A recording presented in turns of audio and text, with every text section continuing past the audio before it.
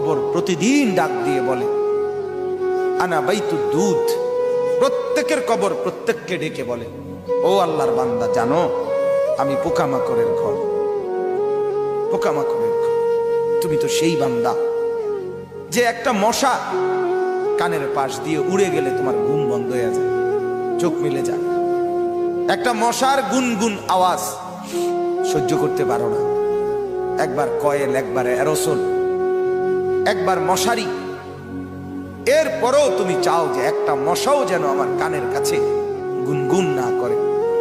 তো 5 ঘন্টার ঘুমের জন্য, 6 ঘন্টার ঘুমের জন্য বান্দা এই যত্ন নিলা, অনন্তকাল কিংবা বছরের পর বছর কবরের যে ঘুম দিবা, পড়ে থাকবা সেই ঘরে, পোকা মাকড়ের ঘর, সেই ঘরে তুমি ঘুমাইবা কেমনে, থাকবা? আমার বাপ, আমি থাকবো কিভাবে?